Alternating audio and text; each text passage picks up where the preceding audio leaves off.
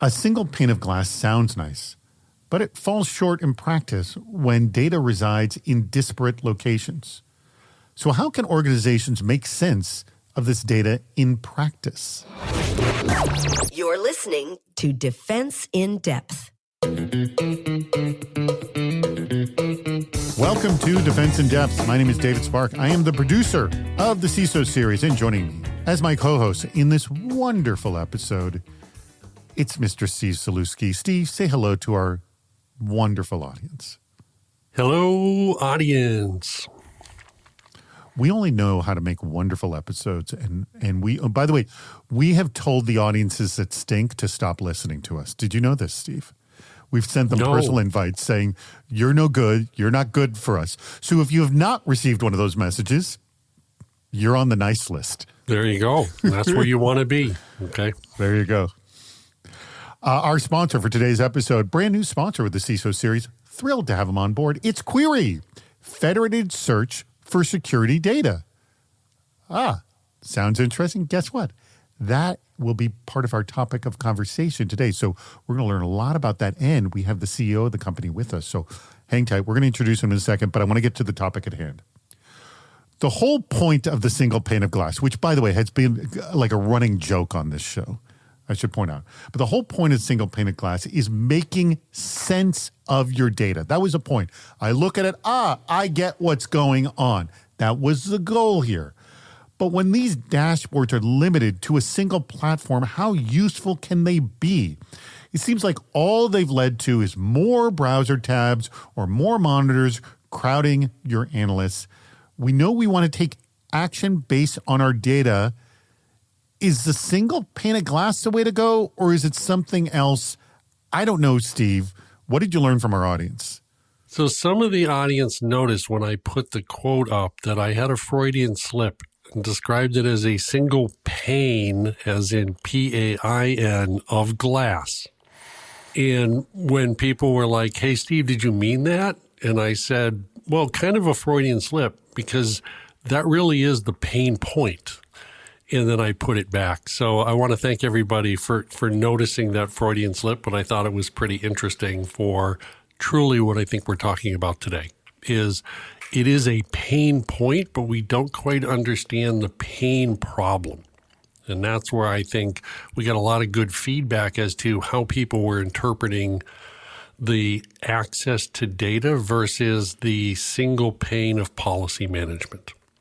Well, there was an insane volume of response on this, and it really just came down to, like, what are we going to make sense of all this data? And so we had this really interesting discussion about the single pane of glass, and then the discussion evolved into, well, how are we going to know what's going on? And so we're going to progress this discussion in that sort of format. And the person who's going to help us with this is our sponsor guest. He happens to be the CEO of Query, none other than Matt Eberhardt. Matt, thank you so much for joining us. Thank you very much for having me on another wonderful episode of Defense in Depth. Great to be here. We have trained him well. I was going to say, hey, I think he's looking for a job. We may have him well set here. Matt, you didn't get one of those emails where we told you to stop listening, did you? You didn't get one of those. Thankfully, I didn't. But again, if you're listening and you got one of those emails to tell you to stop listening, you really should stop listening. I've never sent one of those emails out, just so everyone knows. What are the elements that make a great solution? Erking Zhang of Jupiter One said, quote, the concept of a single pane of glass is sound. We all wanted one, but we've all been burned by promises that didn't pan out, to the point we don't want to hear the term anymore. Oh my God, he crystallized it perfectly. The question is, though, a unified consolidated data platform for what data? There's time series data used for detection and response, and there are unified platforms for that, SIM and XCR and et cetera. And then there is structural and configuration data for proactive contextual analysis, modeling, optimization, and reporting. Good point here. Philip Swaim of Clario said, quote, there is no single pane because there is no single way to evaluate, visualize, or summarize security and fully capture the multidimensional and uniquely contextual circumstances of each business. There's no one way to explain risk as every audience has their own point of view. And Raj Srinivasan, who's with a stealth startup, said, quote, my holy grail vision of single pane of glass is connected workflows without vendor boundaries. In an API-first world, this isn't hard to achieve at all. It is important for any vendor to realize that they don't exist in isolation and to get a grasp of the customer's solution ecosystem. I love all three of these quotes. I couldn't pick a favorite one. They're all great here. Really, we love the idea. It doesn't pan out. It's far too complex. And then what Raj says at the end is, hey, there's no one data source here. There's a huge ecosystem here. Steve, they set it up really nicely. And I think these three quotes get back to the single pane of glass is that we got different problems, right? We jump to the conclusion when you hear single pane of glass for what it means to you. And I think these three quotes are great because these actually are different use cases that have an underlying requirement for the information, but they have a different expectation for how you want to execute on that information. And that theme kind of goes through consistently, which is what is the problem you're trying to solve? That a single pane of glass is the method by which you're trying to describe it. When you hear the single pane of glass, Matt, I'm sure like when you first heard it, goes, sounds like a great idea. How did it slowly, come to you realize we're never going to be able to solve a problem by one visualization? Yeah, I mean, for sure. I think Steve probably nailed it, calling it PAIN of glass, right? By the way, he's not the first.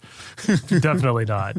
I agree with Erkang that, when I hear single pane of glass, like it kind of immediately for me conjures like negative marketing hype type of thoughts. And, if I think about security teams, like they've always been powered by data, but centralizing all the data that you might ever need for any purpose, like that just doesn't work for so many different reasons. And today, I mean, security relevant data is now everywhere. And so enabling teams to make better use of it for very specific missions, I think is a much better approach. So you may end up having different panes of glass that are used for different purposes, but the idea of trying to have just one, a single one, just seems like we're not going to get there. No, and that's when we sort of evolve into these workstations which have literally multiple panes of glass, and it looks cool, but it's not functional. This problem doesn't end here. Tony Gonzalez of Interversion Services said, quote, the single pane of glass is mostly unattainable. A few have attained this, but it's not the whole window. Maybe just a single pane relevant to a function, management reporting. And Dwayne Grant of Converge Technology Solutions said, quote, the promise hasn't lived up to the hype, but I'll give credit that in trying to produce such visuals, we do the important work of deciding what not to observe and measure. So I'll start with you, Matt. What has the single pane of glass told us of what to look at and what not to look at? There's some value that's coming out of this, but it's not giving us the full picture in terms of the point of what it's supposed to do. Yeah, I think most panes of glass tend to be pretty good at one or maybe two things. And I think Tony and Dwayne make great points that it does kind of feel like hype, but boy, it sure would be great to be able to measure program effectiveness and reporting a little bit more broadly across different systems. And so there's certainly promise there, but I think it's about using the data for specific mission-driven purposes and understanding what data you need. And if you don't have, or I should say, when you have the limitations of having to have all of that data in one place to make use of it, that usually doesn't work out. And I just want to also add, I think it also, when we don't have any information, we don't even know what questions to ask. And I think these panes of glass, again, while they're not fully giving us a full picture, they're helping us to understand some basic problems that happen in the environment to allow us to start asking questions and to start investigating. Yes, Matt? I think so. I mean, if you take a specific mission, like let's say you're working a security investigation and it starts with a piece of data, like maybe there's a malicious file and you've got the hash of that file. Well, what happens with investigations is one question leads to the next question. It's not just one single question that you're trying to answer. And so you find that you run into the edge of the data source. And now, as an operator, I'm pivoting to the next tab in my browser. Or as you pointed out, David, it's why analysts now have 5 or 6 screens that they're sitting in front of. And it's very challenging to try to move across all these different panes of glass while in your head, you're trying to correlate all of this together and actually understand what's happening. Steve, I'm going to throw this to you. I get the feeling that having multiple panes of glass is like the equivalent of having a muscle car. It's darn cool, but it's not really what you need at the time. What is the value we're getting, though? So the problem doesn't end here, but I want to talk about what problem did we start with, right? Because where we're going is analysts need data, and we have more and more analysts. But if you think back 15 years when I was young and getting into this, the single pane of glass was oriented primarily around SLAs, right? Because there wasn't much security 15, 20 years ago for the number of products and what we were trying to do. Basic firewalls, basic, malicious files that we were trying to stop. There wasn't much. And so what we were trying to say is we could, under a single pane of glass, provide that unified view. It was attainable back then. We didn't have the maturity. So I kind of reminded myself when I said that was where single pane of glass came from. But what's occurred over the last 20 years is the perimeter of security has expanded dramatically. The wall is much bigger. And now, to what we talked about, I still would like to do SecOps, right, and have my SLAs around my operational efficiencies is everything up. But then my SOC and SIM team, right, for incident response and red teaming have a whole different set of requirements and data that they have to mine. And then I want to be able to look at my metrics for like my risk posturing. And so the big aha for me when I asked this question and kind of was looking at people's appreciation for it can't be a single pane of glass because the security practice itself has specialized into different areas where it doesn't make sense to do that anymore. Before I go on any further, I do want to mention our spectacular sponsor. That's Matt's company, Query. So data overload is a relentlessly growing problem for security teams. I'm preaching to the choir, I know here. With Query, you can actually, though, break that cycle.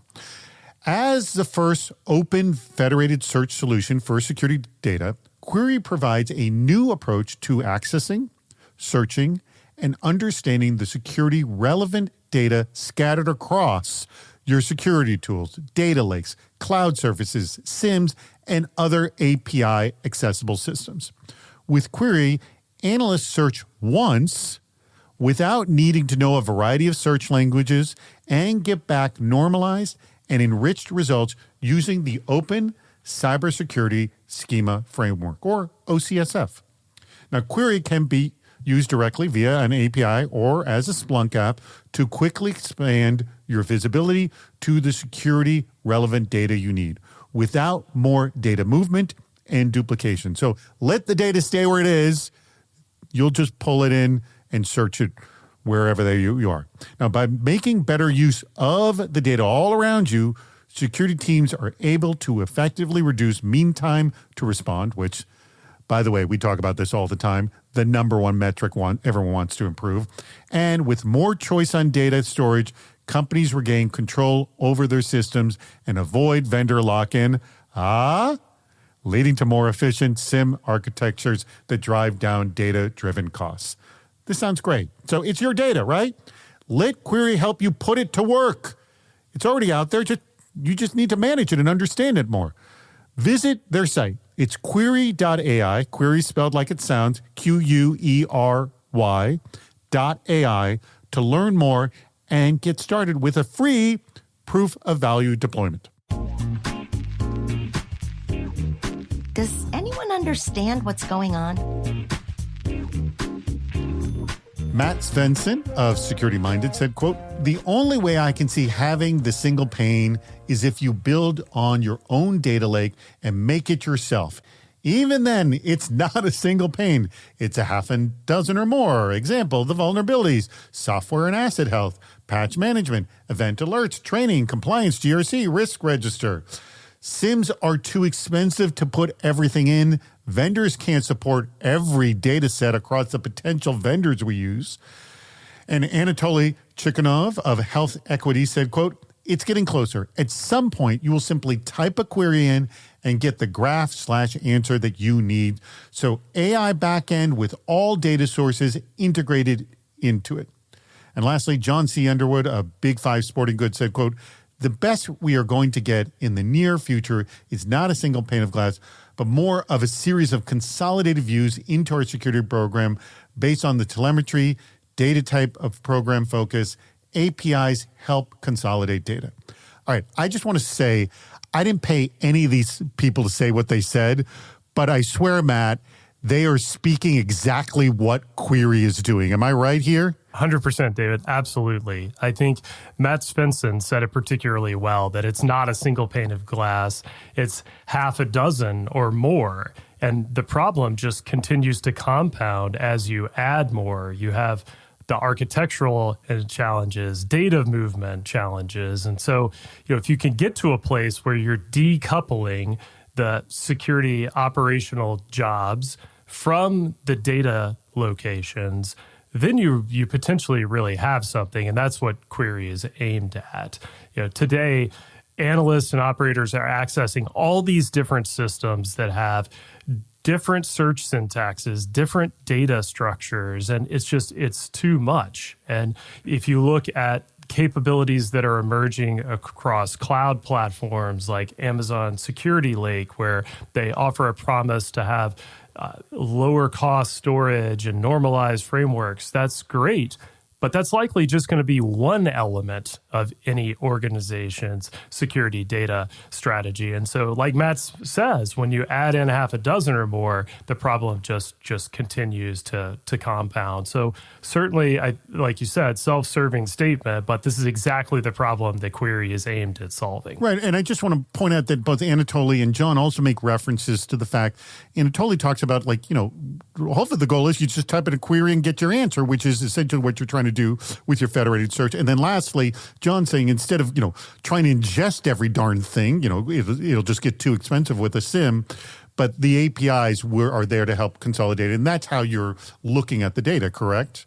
That's right. And as an operator, if you know that you can just go to one place and search, and that the technology that Query is providing is going to handle the translation, the normalization, and as you said, we're using OCSF, and as teams get more and more familiar with that, it makes it even more powerful. But it also, I think, removes this kind of challenge that analysts have, that they're like, am I missing something? Do I understand the search language? Am I understanding the data structure enough to really, search correctly? And so we remove that, enable teams to just get access to the data so they can focus on doing their job.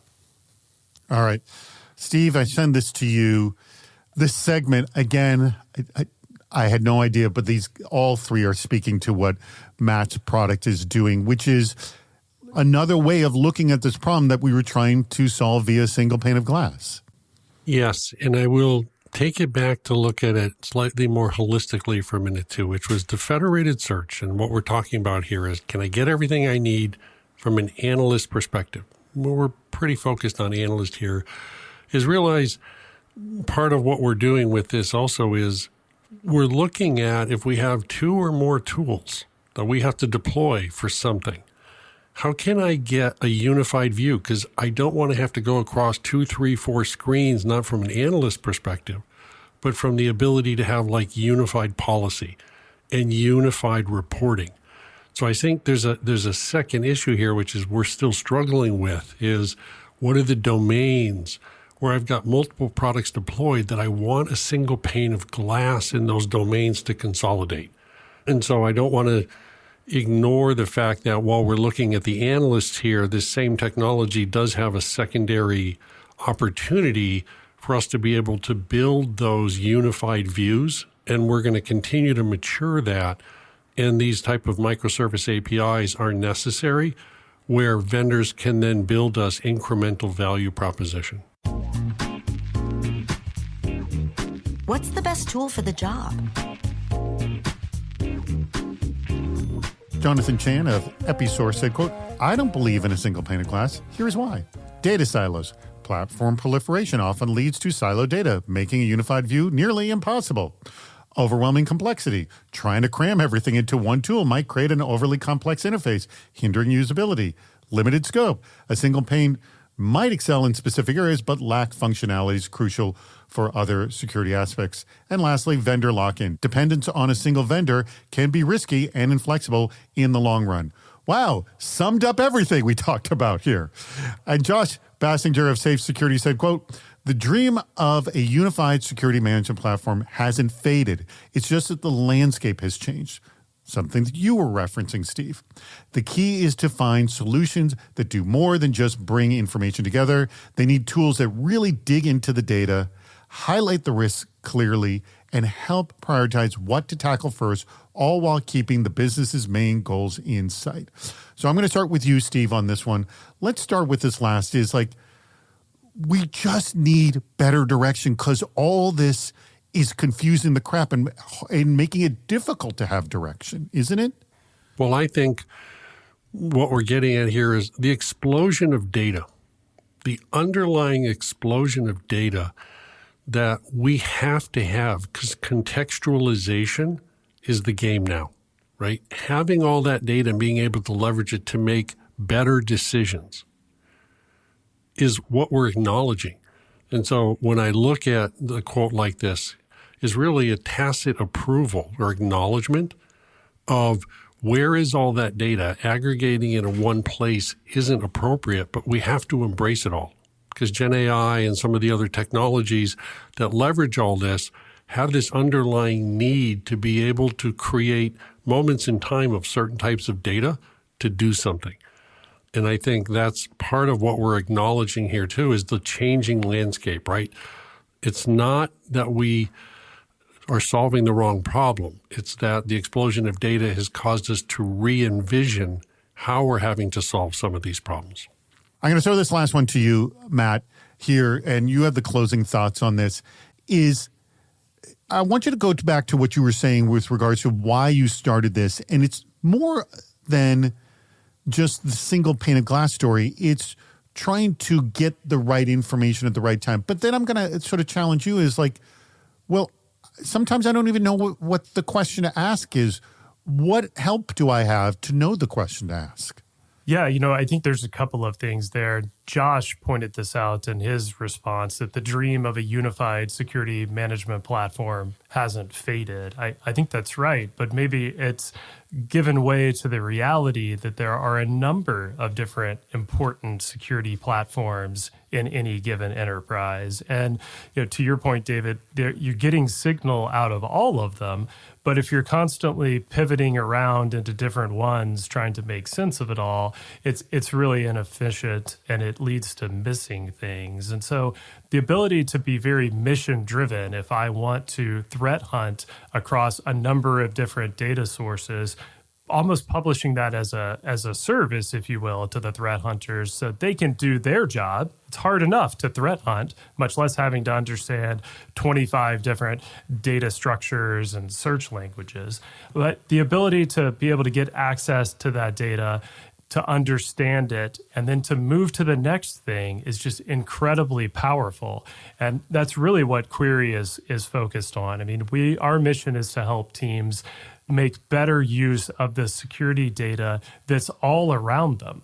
Right? We want to help them access, search, and understand that data as they're doing their job every single day. We like the term SEC data ops, which is really about using data to improve security operations. And that's what we're focused on. So check us out at query.ai. Follow us on LinkedIn. We post a lot of technical how-to content. There's a big movement happening in data across security right now, and there are a lot of great capabilities. So teams can kind of get started with making better use of data in a number of different ways.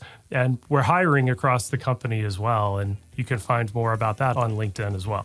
That's usually my closing question, but you brought it up right here. Awesome. All right. That brings us to the next portion of the show, which is your favorite quote and why. I'm just going to set this up with, there are a lot of really good quotes in this episode. I really liked it. It's packed. Picking one is tough. So, Matt, I'm going to let you have the first choice here. Which quote was your favorite and why?